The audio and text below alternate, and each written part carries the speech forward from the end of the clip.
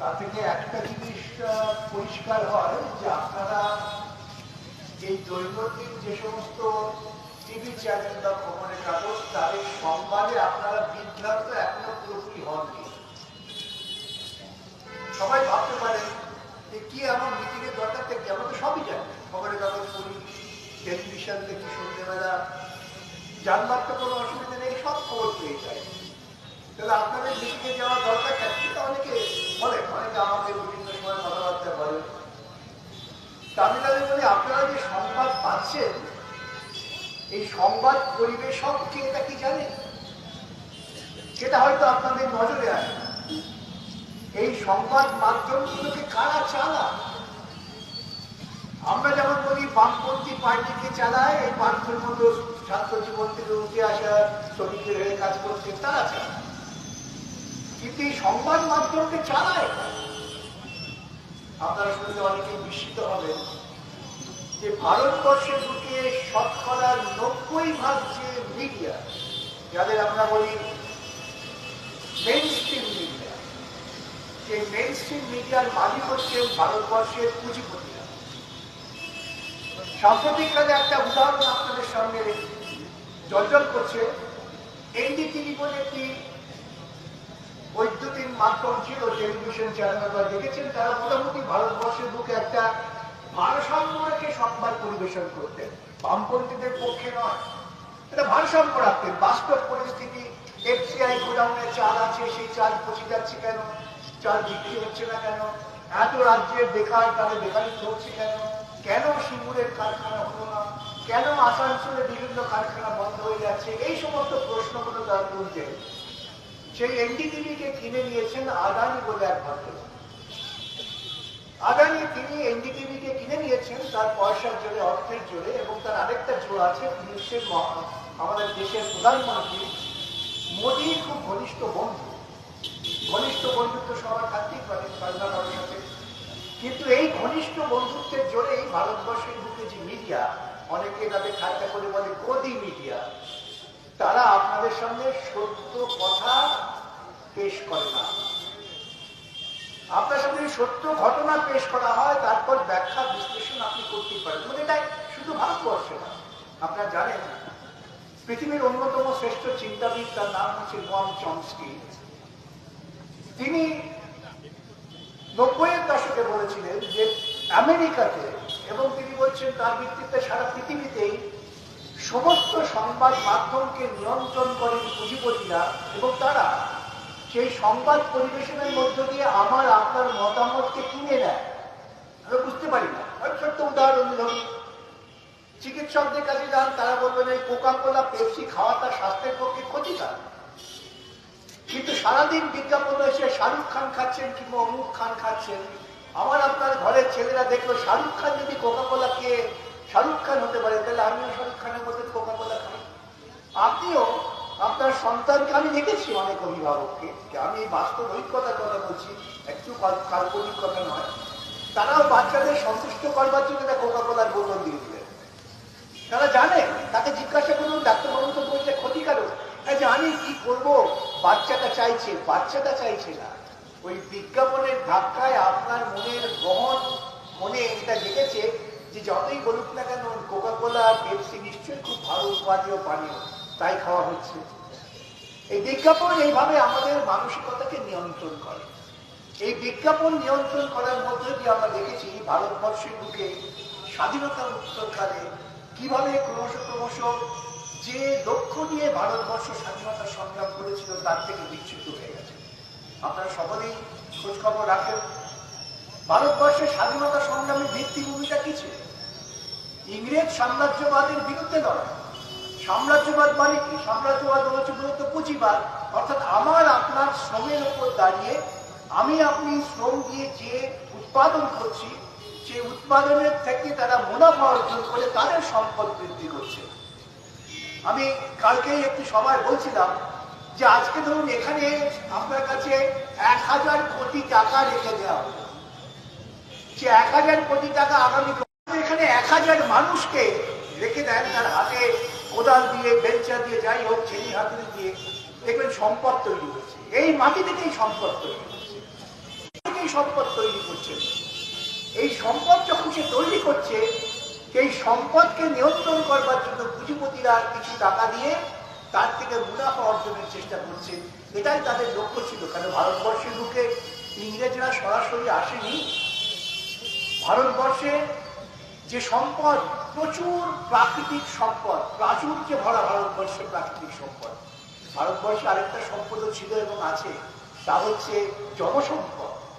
আমাদের শ্রমদানের ক্ষমতা আছে। আমাদের এত মানুষ, তারা শ্রমদানের মধ্য দিয়ে বিভিন্ন মানুষের চরিত্র, সমাজের চরিত্র বদলে দিতে পারে। তাই ভারতবর্ষের বুকে ব্যবসা করতে এসেছিল ইস্ট ইন্ডিয়া কোম্পানি। ভারতবর্ষ চিরকাল, আমাদের যে ভারতবর্ষে আমরা বসবাস করি, রবীন্দ্রনাথের সেই মহামানবের সাগরটি, সেই ভারতবর্ষে মোগলরা এসেছে, সুলতানরা এসেছে, তুর্কিরা এসেছে, সবাই এসেছে ভারতবর্ষের সম্পদকে লুণ্ঠন করবার জন্য। কিন্তু তারা ভারতবর্ষে এসে ভারতীয় হয়ে গেছে, তারা এখান থেকে চলে যায়। সেজন্যই আমরা বলি যে খুব বড় শাসক ছিলেন আকবর।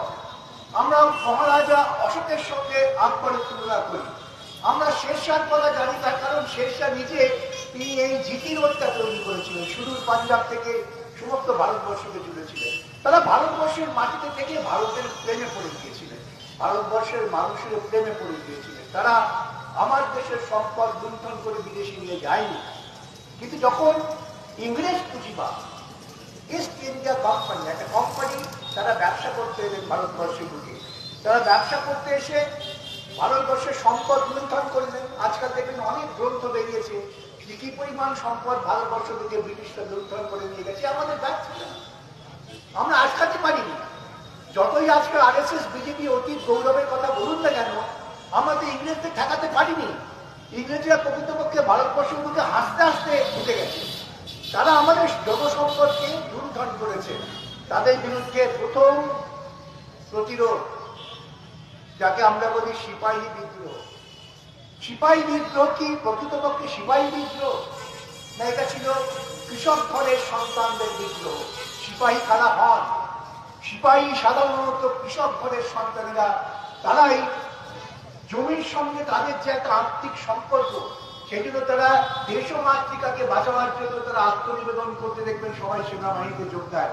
সেনাবাহিনীতে এখনো যোগদানের সংখ্যা অধিকাংশই দেখবেন কৃষক পরিবার থেকে। সেই কৃষক পরিবারের সন্তানেরা যখন নাকি দেখলেন যে আরে আমার বাপ মা চাষ করছে, উৎপাদন করছে এবং তার থেকে মুনাফা করছে ব্রিটিশেরা, ওই ব্যবসায়ী ইস্ট ইন্ডিয়া কোম্পানি, তারা বিদ্রোহ করলেন, যৌথভাবে বিদ্রোহ। সমস্ত ধর্মের মানুষ ভারতবর্ষের মধ্যে যারা যুগ যুগ ধরে আছেন, একদিন দুদিন নয়, হাজার হাজার বছর ধরে যারা আছেন ভারতবর্ষের বুকে, বিভিন্ন চিন্তার, বিভিন্ন ধর্মের, বিভিন্ন আচারের, বিভিন্ন খাদ্যাভ্যাসের, সেই ভারতবর্ষের কৃষকেরা বিদ্রোহ করলেন ইংরেজদের বিরুদ্ধে। ইংরেজরা বুঝে গেলেন যে এই মানুষরা যদি ঐক্যবদ্ধভাবে লড়াই করে তাহলে আমাদের পক্ষে বিপদ। অতএব তাদের একটা পরিকল্পনা করতে হলো। অত্যন্ত ধুরন্ধর ব্যবসায়ী জাতি ইংরেজরা, তারা পৃথিবীর মুখে শাসন করেছেন। অতএব শাসন করার পদ্ধতি তারা খুব ভালো জানেন এবং তারা দেখলেন এই মানুষের মধ্যে বিভাজনটা না করতে পারলে আমাদের বিপদ আছে। তারা এক গল্প হাজির করলেন, ইংরেজ ঐতিহাসিকরা গল্প হাজির করলেন যে এটা যৌথ বিদ্রোহ নয় ইংরেজের বিরুদ্ধে, এটা আসলে ওদের ধর্মীয় আঘাত হয়েছে। বলা হলো ওই টোটাতে নাকি শুয়োরের চর্বি এবং গরুর চর্বি মাখানো আছে, তাই একদল মনে করেন শুয়োরের মাংস খাওয়া অপরাধ, আরেক দল মনে করেন গরুর মাংস খাওয়া অপরাধ। এখন এই কৃষকদের মধ্যে শুয়োর এবং গরু এই দ্বন্দ্ব লাগিয়ে দিয়ে ইংরেজরা ভারতবর্ষের বুকে আরো 100 বছর শাসন করলেন। সিপাহী বিদ্রোহ হল 1857 সালে, আর আমরা স্বাধীনতা অর্জন করলাম 1947 সালে, তাও খণ্ডিত স্বাধীনতা। আমাদের ইংরেজের বিরুদ্ধে যে লড়াই হচ্ছে, সে লড়াইয়ের মূল শক্তি ছিল কি? মূল শক্তি ছিল আমাদের বিরুদ্ধে শোষণ হচ্ছে, শোষণের বিরুদ্ধে আমরা লড়াই করি। আমাদের অধিকার কেড়ে নেওয়া হচ্ছে, আত্মসম্মান আমাদের নষ্ট করা হচ্ছে, তার বিরুদ্ধে লড়াই। আমাদের ভাবুন তো, 21 বছরের একটি ছেলে, তার নাম ভগৎ সিং, সে লড়াই করছে ইংরেজের বিরুদ্ধে, দল তৈরি করেছে, সে বোমা মেরেছে আদালতে। যখন তাকে জিজ্ঞাসা করা তুমি আদালতে বোমা মারলে কেন, সে বললো আমি তো একটা মানুষকে খুন করার জন্য বোমা ছুড়িনি, আমি বোমা ছুড়েছি ভারতবর্ষে ঘুমন্ত বিবেককে জাগ্রত করার জন্য। ওই একটা বোমা, সেই বোমার ফলে আমরা দেখেছি যে ইংরেজরা অত্যাচারের সীমা নামিয়ে এসেছিল। জালিয়ানওয়ালাবাগ, আপনারা অনেকেই বেড়াতে যান, আমার নিশ্চয়ই ধারণা আছে আপনারা যারা অনেকেই বেড়াতে গিয়েছেন দেখেছেন জালিয়ানওয়ালাবাগটা কি। একটা ছোট্ট পার্ক, সেই পার্কে তারা বৈশাখী উৎসব পালন করার জন্য জড়ো হয়েছিলেন, বিদ্রোহ করার জন্য না, তারা কমিউনিস্ট ছিলেন না।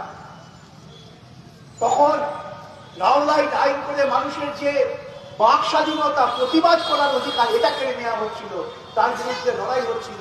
সেখানে নির্বিচারে গুলি চালিয়ে হত্যা করা হয়েছে এবং হত্যা করে তারা আদৌ কুণ্ঠিত নন। যখন গোটা দেশ তারা ভাবতে পারছেন না কি করবে, তারা বিমূঢ়, মহাত্মা গান্ধী পর্যন্ত বিচলিত, কি করবেন, তখন আমার বাংলার একজন মানুষ, তার নাম রবীন্দ্রনাথ ঠাকুর, তিনি প্রথম প্রতিবাদ করে চিঠি লিখে রানীকে বললেন, তোমার দেওয়া সম্মান আমি গ্রহণ করি না, ফিরিয়ে দিচ্ছি। গোটা পৃথিবীর মানুষ তখন নাইট উপাধি পাওয়ার জন্য লাভিত ছিল। তারা অনেক রকম তদবির করতেন, আমার রবি ঠাকুর রানীর মুখের ওপর তার নাইট উপাধি ছুড়ে ফেলে দিলেন। এবং কি লিখলেন সেই চিঠিতে? সেই চিঠিতে লিখলেন, যারা আমার দেশের নিরীহ মানুষের ওপর নির্বিচারে গণহত্যা করতে পারে, মানুষের সামান্যতম মানব অধিকার যারা সম্মান জানায় না, তাদের আমি সভ্য জাতি বলে মনে করি না। তাই তোমার দেওয়া সম্মান আমি ফিরিয়ে দিতে বাধ্য হলাম। গোটা পৃথিবী আলোড়িত হয়ে গেল। দেখি একটি এশিয়ার একজন কবি, তার এত সাহস, তিনি রানীর মুখে তার উপাধি ছুঁড়ে ফেলে দিচ্ছেন। আলোড়ন শুরু হয়ে গেল। তখন ব্রিটিশ পার্লামেন্টার আলোচনা হলো। কিছু কিছু পার্লামেন্টেরিয়ান যারা একটু বামপন্থী বলে পরিচিত, তারা প্রশ্ন তুললেন, ভারতবর্ষের মধ্যে কি হচ্ছে? ইংরেজ তুমি শাসন করছো। ইংরেজ শাসন শুরু হলো 1857 পর। 1857 পর্যন্ত ইস্ট ইন্ডিয়া কোম্পানি ব্যবসা করছিল। যখন আমাদের কৃষক বিদ্রোহ হয়ে গেল, ইতিহাসের কথা, আমার কথা একটাও না, তখন তারা বুঝলেন যে না, ভারতবর্ষকে শাসন করতে গেলে আমাদের ইংরেজি শাসন ব্যবস্থাকে চাপিয়ে দিতে হবে। ভারতবর্ষের বুকে তখন প্রতিরোধের মেরুদণ্ড ছিল না, ইংরেজ শাসন চালু হয়ে গেল। পার্লামেন্ট, ইংল্যান্ড পার্লামেন্ট, আমাদের পার্লামেন্ট, সেখান থেকে আইন হয়ে আমাদের শাসন করা হতো। সেই পার্লামেন্টে যখন পার্লামেন্টারিয়ানরা প্রশ্ন তুললেন, কেন তোমরা ভারতবাসীদের উপরে এরকম গুলি চালালে, সেখানে উদ্ধত গর্বিত এই ও ডায়ার, যাকে ডেকে পাঠানো হয়েছিল, তিনি বলেছেন যে আমার বন্দুকের গুলি শেষ হয়ে গিয়েছিল, যদি আমার আরো গুলি থাকতো আমি আরো গুলি চালাতাম, আরো খুন করতাম। কারণ অসভ্য ভারতীয়দের শিক্ষা দেওয়ার জন্য একমাত্র চাবুকই হচ্ছে তার এক প্রতিকার। এইরকম উদ্ধত আচরণের মধ্য দিয়ে ইংরেজরা দাপিয়ে বেড়াচ্ছিলেন। তখন ভারতবর্ষের আনাচে কানাচে আমার বাংলার বুকের তরুণরা তারা রুখে দাঁড়ালেন। তারা বললেন, এইরকম অন্যায় অত্যাচার ভয় দেখিয়ে আমরাও পাল্টা ভয় দেখাতে পারি। আমার বাংলার ছোট্ট জেলা চট্টগ্রাম, সেই চট্টগ্রামের একজন শিক্ষক, রোগা টিংটিঙে চেহারা, তিনি অঙ্ক করান এবং ছেলে মেয়েদের ডাকেন, এদিকে এসো, ইংরেজের বিরুদ্ধে লড়াই করবে। তারা তো খুব অবাক হয়ে যান, কি করে লড়াই করবো? দেখো, ভেবে এসো লড়াই করবে কিনা। তার দুই চেলা ছিল, গণেশ ঘোষ এবং অনন্ত সিং। গণেশ ঘোষ সিপিআইএম এর পরবর্তীকালে নেতা ছিলেন, আজীবন সিপিআইএম থেকে তিনি স্বাভাবিক কারণে তার মৃত্যুবরণ হয়। তারা বন্ধুদের ডাকতেন, তারা বলতেন আমরা লড়াই করবো। হ্যাঁ, নিশ্চয়ই লড়াই করবো। মাস্টাররা ডেকে বলতেন, কেন লড়াই করবে? ইংরেজ আমাদের এত কিছু দিয়েছে, ইংরেজ বড় বড় রাস্তা তৈরি করে দিয়েছে, বড় বড় শহর তৈরি করেছে, বড় বড় রেল লাইন তৈরি করেছে, গোটা দেশে রেল লাইন আগে ছিল না, এখন আছে। তাদের বিরুদ্ধে লড়বে কেন তোমরা?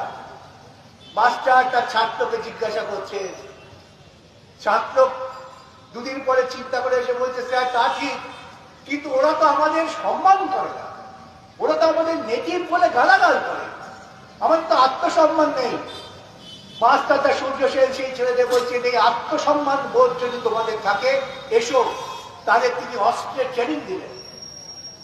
মহিলারা তখন এই সমস্ত কাজ করতেন না। অনন্ত সিং এর তিনি, ইন্দুমতি দি, তিনি অনন্তের কাছ থেকে এইসব শুনে গেলেন মাস্টারদার কাছে। কি মাস্টারদা, আপনি অনন্ত আসন্ন লোকসভা নির্বাচনে রাজ্যের প্রতিটি প্রান্তে বামফ্রন্ট প্রার্থীদের জয়ী করুন।